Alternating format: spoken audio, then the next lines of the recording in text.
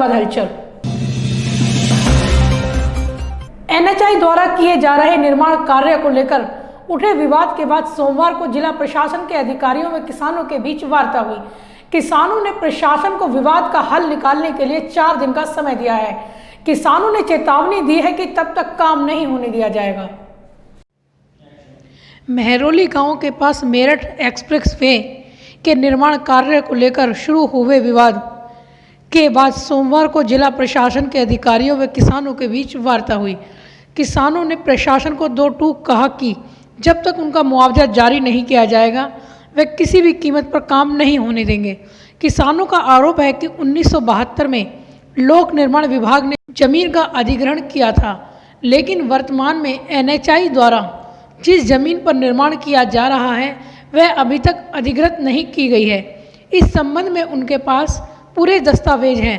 किसानों ने बैठक में उन दस्तावेजों को भी प्रस्तुत किया। गारा भर दिया हमने, उस बात के कही है तो उस बात की ये कोई सुनाई नहीं कर रहा है। ये एनएच वाले पक्के चोर है, पीडब्ल्यूडी वाले पक्के चोर है, ये सारे चोर है जी। आपसे क्या दस्तावेज मांगे थे? क्या दस्तावेज? हमसे मांगे, प्रूफ मांगे, हमारे पास में पूरे प्रूफ है। अच्छा, और ये क्या बता रहे हैं? इनके पास में कोई प्रूफ नहीं है। अच्छा, समय 4 दिन जबरदस्ती कर रहे हैं, जबरदस्ती कर रहे हैं। समय 4 दिन के में कुछ तारीख दी है या 4 दिन का कोई तारीख नहीं दी, 4 दिन का ये बोला हमसे कि 4 दिन की बात है। 4 दिन में हम जो डॉक्यूमेंट अपने मंगा लेंगे, चेक करवा लेंगे, उसके बाद में मतलब करेंगे। अधिकारियों के साथ हुई वार्ता में किसानों व कांग्रेस जिला अध्यक्ष विजेंद्र यादव ने कहा कि अधिकारियों के साथ चली 1 घंटा बैठक में कोई अंतिम निर्णय नहीं हो सका है। प्रशासन ने किसानों से मामले के समझौते के लिए 4 दिन का समय मांगा है। 4 दिन में मामले का कोई हल निकालने का आश्वासन उन्हें दिया गया है, लेकिन तब तक एनएचआई विवादित जगह पर कोई काम नहीं कर सकेगी। ADM city, ADM LA, city magistrate, NHI और पीडब्ल्यूडी के अधिकारियों से वार्ता हुई है। 2-3 दिन का समय मांगा है नक्शा 11 प्राप्त करने के लिए, और तब तक वहाँ काम बंद रहने की सहमति हुई है, और 2-3 दिन में कोई निस्तारण होगा, दोबारा से बैठक होगी। बैठक के उपरांत किसानों ने आरोप लगाया है कि इस मामले में लोक निर्माण विभाग के अधिकारी झूठ बोल रहे हैं। उन्होंने एनएचआई को भी गुमराह किया है। एनएचआई मुआवजा देने को तैयार है, लेकिन लोक निर्माण विभाग बिना अधिग्रहण किए जमीन को अपना बता रहा है। अगर किसानों को मुआवजा दिया गया है तो उसका कोई दस्तावेज विभाग प्रस्तुत करे।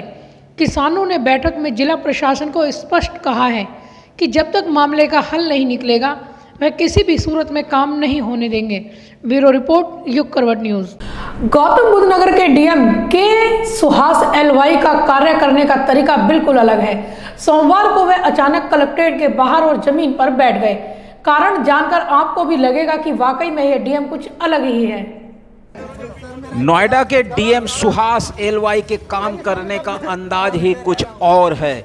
इसका नज़ारा सोमवार को देखने को मिला जब डीएम ने एक फरियादी की बात सुनने के लिए खुद जमीन पर बैठ गए।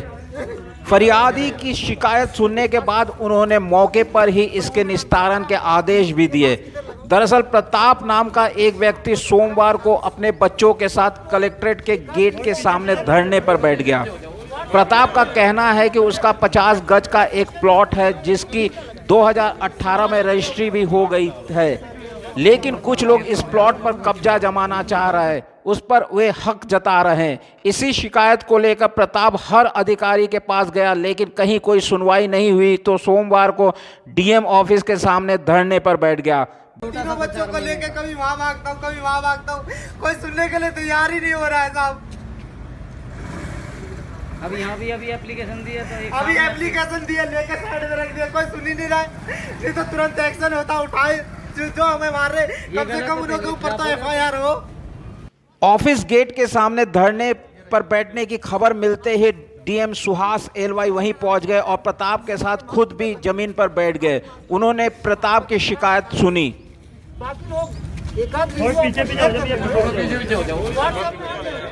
प्रताप का कहना है कि वह अपनी शिकायत को लेकर कभी यहाँ जाता तो कभी वहाँ जाता, लेकिन शिकायत का हल नहीं हो पा रहा था। अब डीएम साहब के सुनने के बाद शायद शिकायत का हल हो जाए। ब्यूरो रिपोर्ट, युग करवट न्यूज़। बच्चे के जन्म के बाद गरीब माता पिता के पास अस्पताल को देने के लिए पैसे नहीं थे।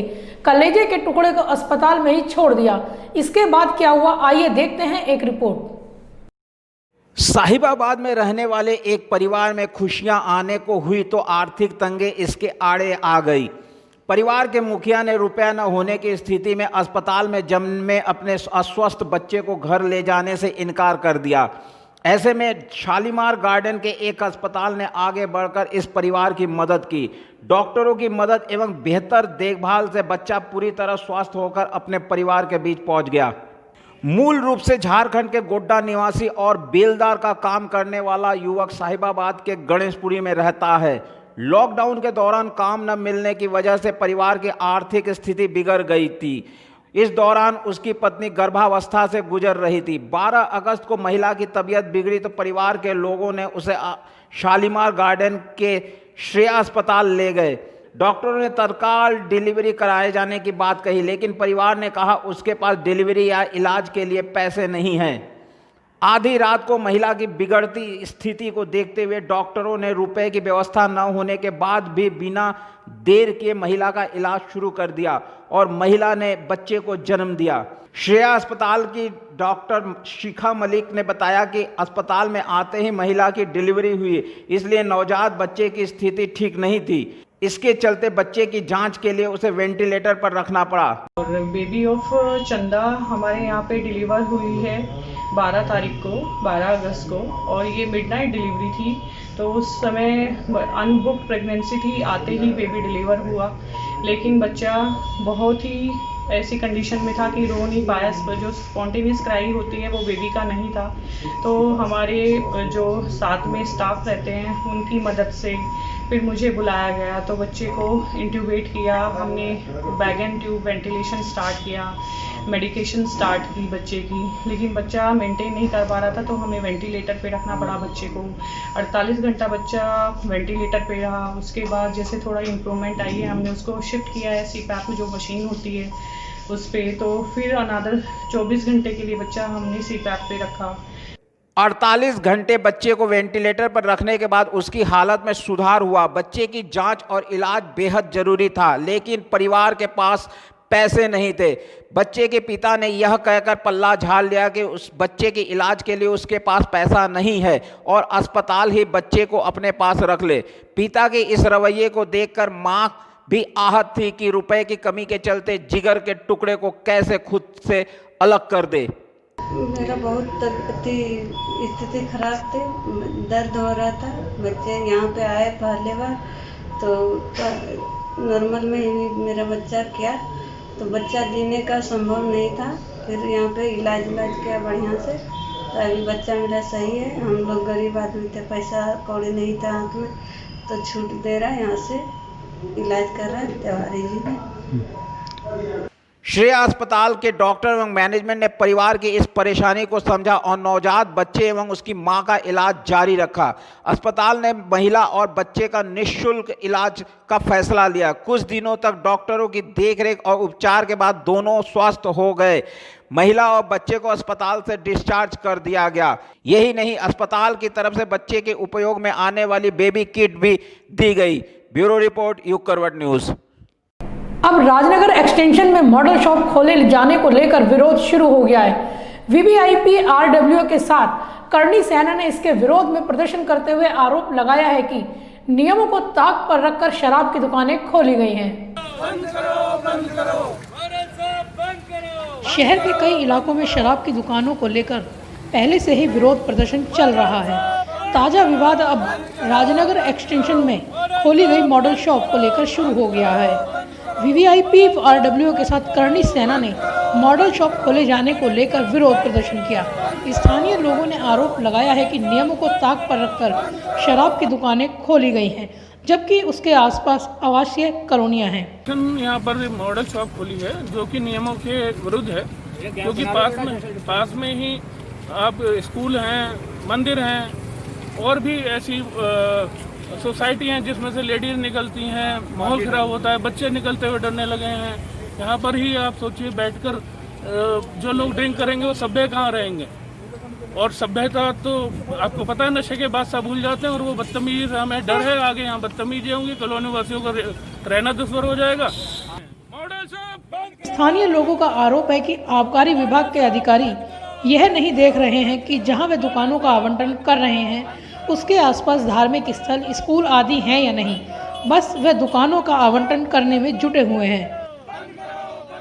कई लाखों के फ्लैट लिए हैं, अपने एक एक पैसा जोड़कर, आज उनके लिए इतनी मुसीबतें आ जाएंगी आगे कि वो उन्हें अपने फ्लैट छोड़ने पड़ेंगे। इसी वजह से करनी सेना ये चाहती है कि नियम विरुद्ध जो ये मॉडल शॉप खुली है इसे बंद किया जाए। हम इसका पूर्ण विरोध करते हैं। प्रदर्शन कर रहे लोगों ने कहा है कि शराब की दुकानें खुलने से महिलाओं का यहां से निकलना दुर्भर हो जाएगा। बता दें कि आवासीय क्षेत्रों में शराब की दुकानें खोलने के विरोध में शहर के कई क्षेत्रों में विरोध प्रदर्शन चल रहे हैं। दुकानों के आवंटन को लेकर जिला प्रशासन ने 2 कमेटी भी गठित की हैं। बावजूद इसके लोग आवासीय क्षेत्रों में शराब की दुकानें खोले जाने को लेकर जगह जगह मोर्चा खोले हुए हैं। ब्यूरो रिपोर्ट, युग करवट न्यूज़। रालोद नेताओं ने किसानों की समस्या को लेकर जिला मुख्यालय पर प्रदर्शन किया। प्रदर्शनकारियों ने आरोप लगाया है कि यूरिया खाद की कालाबाजारी की जा रही है। यूरिया खाद, गन्ना भुगतान सहित फिक्स मीटर लगाए जाने सहित किसानों की समस्याओं को लेकर राष्ट्रीय लोकदल ने सोमवार को जिला मुख्यालय पर प्रदर्शन किया। रालोद नेताओं ने आरोप लगाया है कि देश का अन्नदाता ही आज बदहाल है। हर चीज के लिए उसे सरकार के सामने हाथ फैलाना पड़ रहा है। फसल के लिए बेहद जरूरी यूरिया खाद तक किसानों को नहीं मिल पा रही है, उसकी भी कालाबाजारी जमकर की जा रही है। लेकिन देश का किसान इसके लिए भी दर दर भटक रहा है। एक फिक्स रेट करके 12 पर फिर भी दोबारा मीटर लगाए जा रहे हैं, उसका हमारा विरोध है। एक मोदीनगर मिल पे हमारे 300 करोड़ रुपए हैं, हमारा तो 2 रुपए पे भी चालान कट रहा है।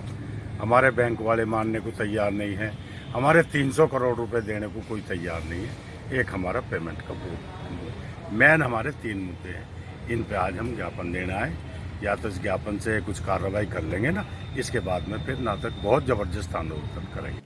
प्रदर्शन कर रहे रालोद नेताओं ने आरोप लगाया है कि सत्ताधारी पार्टी दावे तो बड़े बड़े कर रही है, लेकिन प्रदेश का किसान आज पूरी तरह से बदहाल हो चुका है।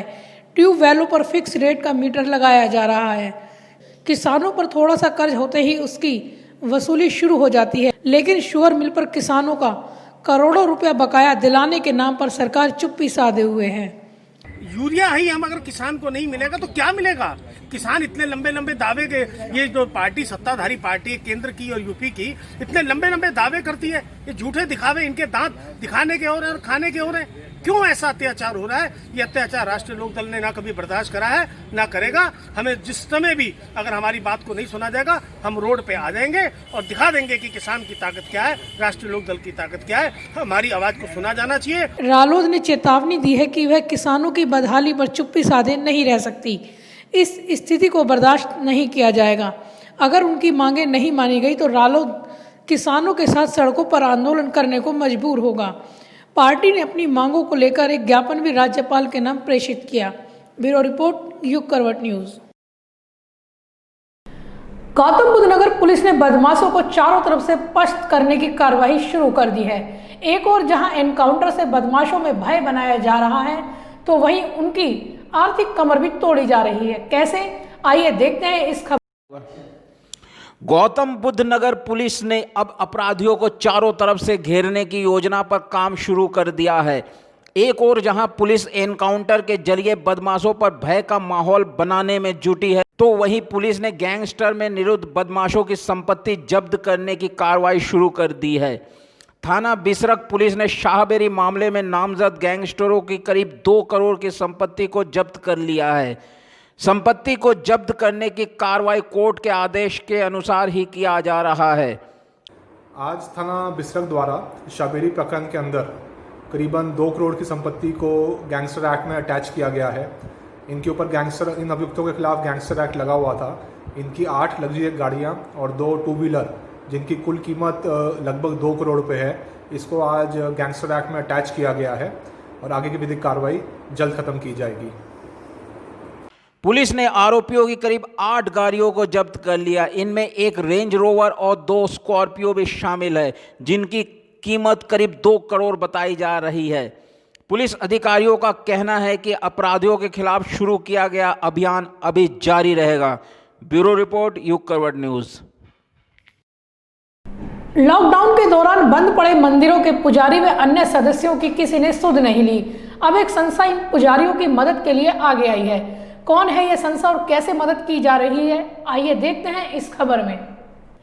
लॉकडाउन के दौरान बहुत सी संस्थाओं ने जरूरतमंदों के लिए हाथ बढ़ाए थे। इस दौरान मंदिर भी बंद रहे थे और आज तक मंदिर बंद है, लेकिन मंदिरों में वेतनभोगी पुजारी और वहां के स्टाफ के लिए किसी ने भी नहीं सोचा।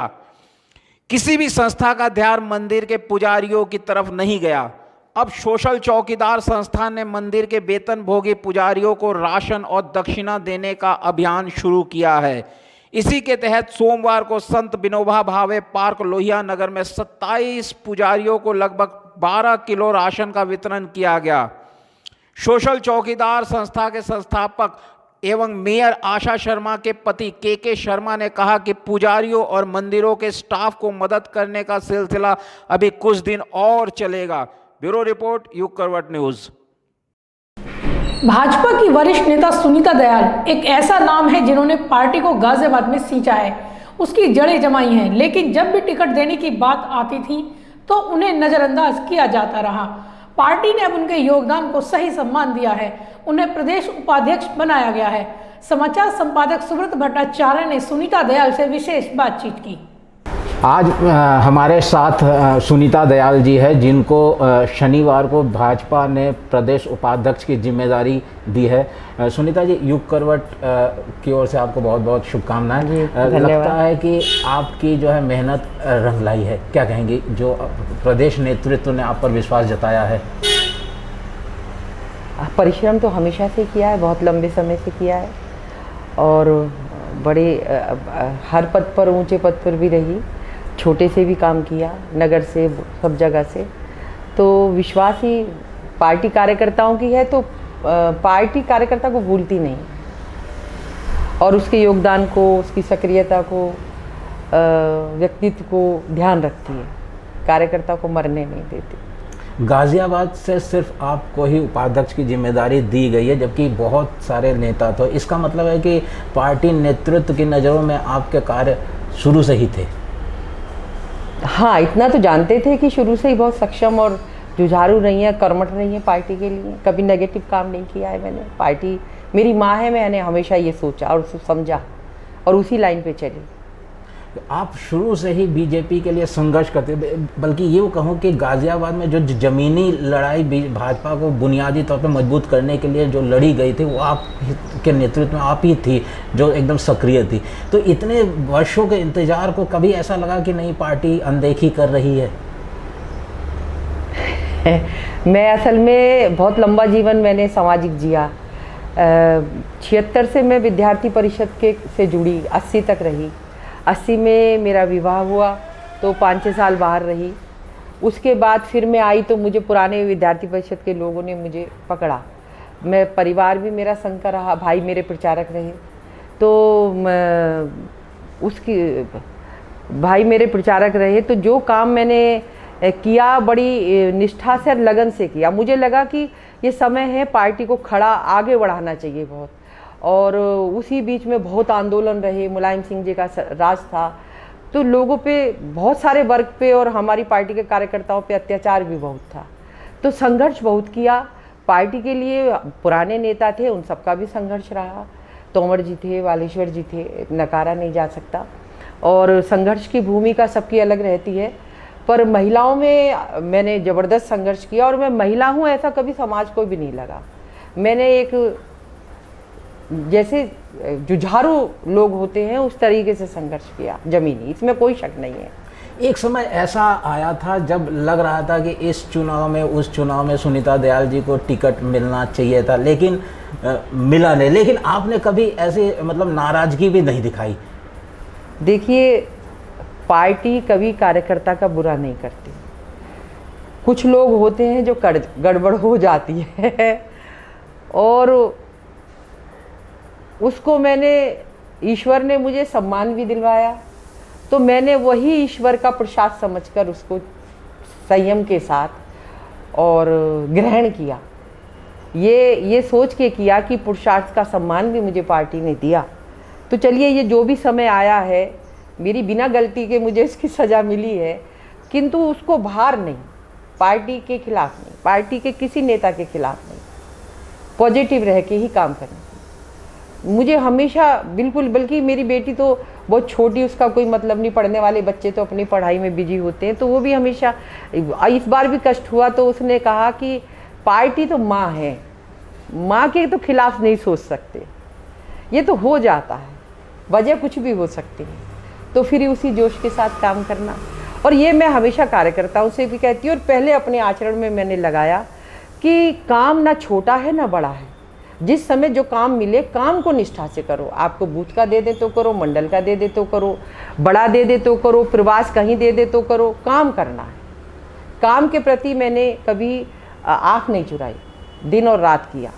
हमने ऐसा भी देखा है कि जब पार्टी की ओर से हम कह सकते हैं कथित उपेक्षा हो रही थी, तो दूसरी पार्टियों की तरफ से भी आपको न्योता मिला था कि आप आ जाइए, आप इतनी मेहनत कर रही हैं, आपको पार्टी सम्मान नहीं दे रहे, फिर भी आपने पार्टी को नहीं छोड़ा, दूसरे दलों को एक तरह से सीधे कह दिया भाई मैं अगर मरूंगी तो बीजेपी के झंडे के उसी से। जी, एक क्षण ऐसा था, मैंने किसी से कहा था तो ये बात आप तक पहुंच गई कि कोई पत्रकार थे, तो उन्होंने मुझसे पूछा था एक बार कि ऐसा हुआ है, कष्ट नहीं होता, कई लोग कह रहे हैं चले जाओ, और शायद उस समय मैं वहाँ जाती तो वहाँ भी जीतती, पर मैंने कहा कि ना, पार्टी के झंडे में ही जाऊँगी, ये तो मैं नहीं कर सकती, ये तो हो गया पर ठीक है, पर यहाँ से नहीं। और विचारधारा में मैं सम्मिलित ही नहीं हो सकती। जिस विचारधारा में आँख खुली, जिसमें छात्र जीवन में इमरजेंसी में जिसके खिलाफ हमने उम्र नहीं थी, अवस्था नहीं थी, और उसके खिलाफ भाषण दिए, और LIU पीछे लग गई कि ये किस परिवार से है, जेल जाने की बात लेके जाओ, तो लोगों ने कहा इतनी कम उम्र में ऐसा कर दिया तो पार्टी को, तुम्हारी पार्टी को ही, कांग्रेस को दोबारा भी आना है।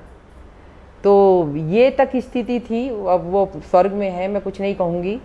पुराने लोग प्रिंसिपल थे कई बड़े कॉलेज के, और उसमें से तो बड़े लोग उसके साक्ष्य थे, पर मैंने सोचा ही नहीं मैं किसी विचारधारा में जाके कुछ बन जाऊं, MLA बन जाऊं, मेयर बन जाऊं, इसलिए दूसरी पार्टी में चली जाऊं। तो मुझे लगा मैं उस पार्टी में सम्मानित कैसे होंगी, उस विचारधारा में कैसे अपने को आगे लेके जाऊंगी जिस विचारधारा के खिलाफ मैं सोचती रही, बोलती रही।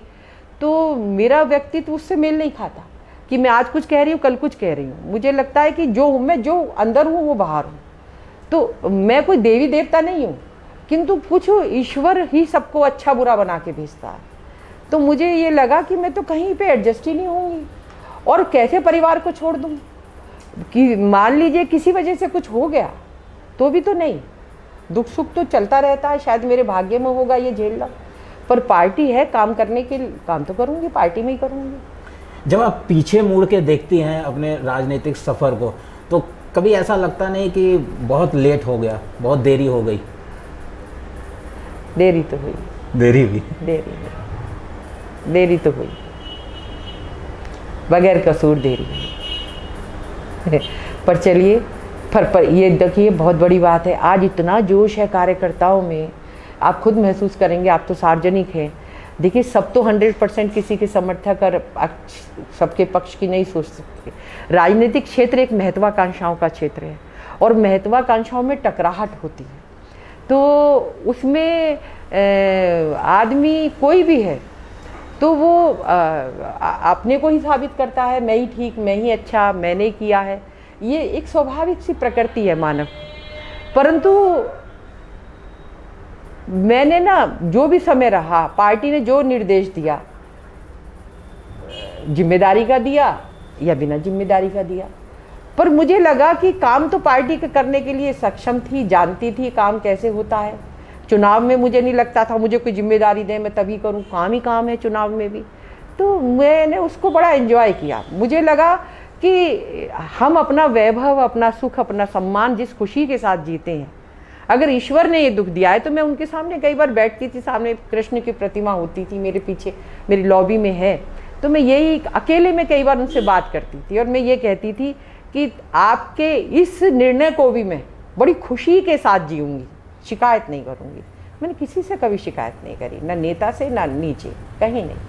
जब ये हमने देखा कि अगर किसी को टिकट मिल जाए और आप दावेदार भी थी, लेकिन आप अगर दूसरे को मिल जाए तो कई तरह की आवाज़ें और स्वर आते थे, लेकिन आपकी ओर से कोई ऐसा स्वर कभी नहीं आया, मतलब कभी भी आपने विरोध को जताया नहीं, लेकिन अंदर ही अंदर तो देखिए मैं मानव हूँ और मैं एलिजिबल हूँ, जनता भी मानती थी, लोग भी माने, और मिलना चाहिए। इंसान हूँ तो कष्ट भी हुआ, ऐसा नहीं है, आंसू भी आए, आंसू कोई कमजोरी नहीं है, किंतु मैंने उन आंसुओं को, उस कष्ट को घर में 2 दिन अपने साथ रखा, और उसके बाद मुझे ये लगता था जिसको भी मिला है वो ना हारे, पार्टी हारेगी फिर, तो पार्टी को तो जीतना ही चाहिए।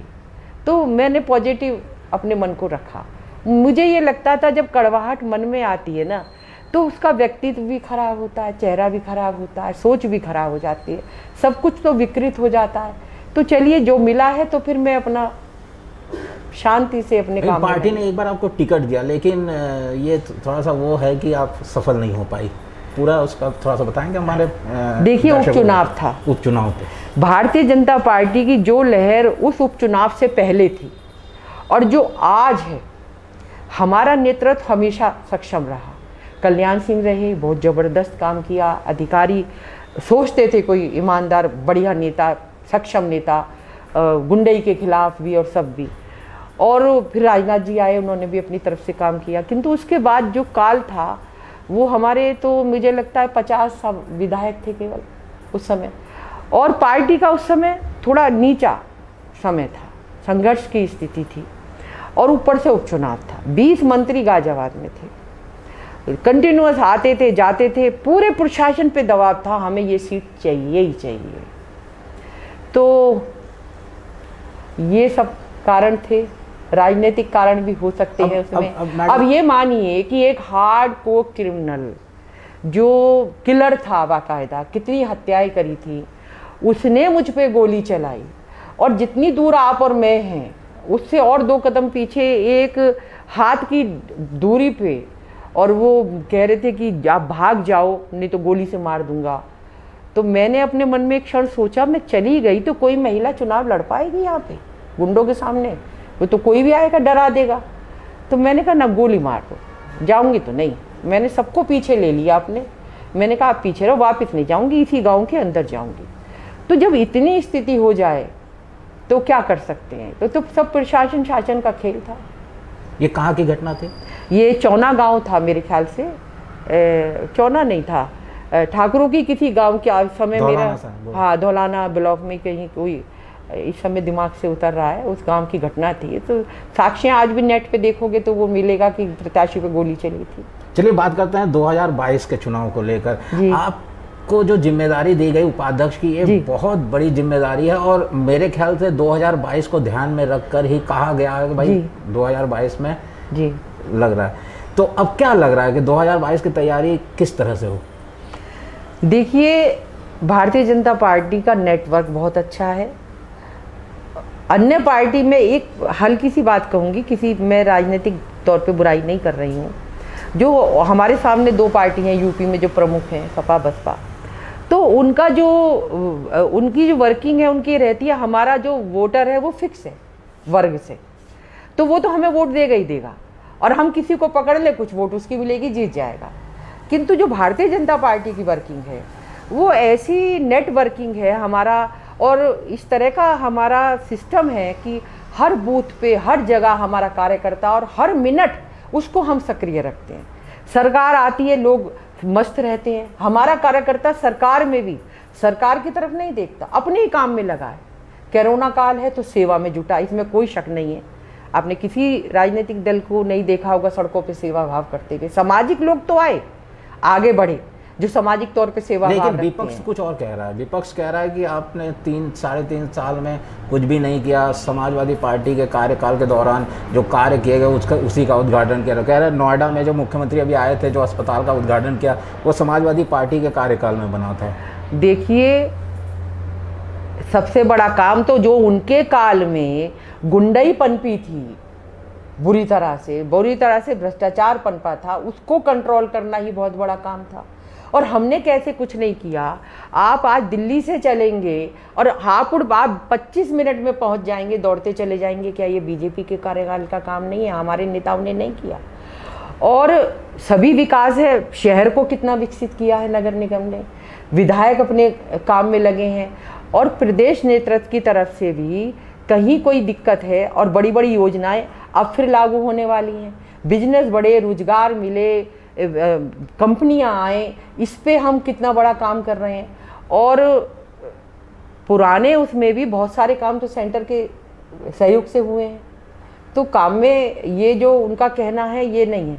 दूसरी बात ये है, हमारे मुख्यमंत्री पे, हमारे प्रधानमंत्री पे कोई उंगली उठाकर देख नहीं सकता है। लोगों ने व्यापार बना लिया था, लोगों का पूरा परिवार जुट गया था पैसा कमाने में, धंधा बन गया था लोगों का। एक परिवार के 6-6 लोग इलाके बांट लिए थे, वहाँ से हमारी उगाही होगी, ये नहीं देखते हैं वो। कोई है योगी जैसा जो एक बात भी कह दे उन पे। और उसके ये विकास में कहीं कोई कमी नहीं है, अपने क्षेत्र में सब कर रहे हैं। गाजियाबाद में तो निरंतर हो रहा है। अभी मुझे किसी ने बताया कि अभी ये एक बहुत बड़ा कॉरिडोर बनने जा रहा है गंगा जल और ये गंगा सफाई के उससे, तो उसमें भी बड़ा विकास होगा, बड़ी योजनाएं होंगी। तो ऐसा नहीं कह सकते। कुछ विपक्ष का ये भी आरोप है कि जो योगी सरकार है वो जाति वैसे खास तौर पर ब्राह्मणों के खिलाफ कुछ कार्य कर रही है। बिल्कुल गलत है।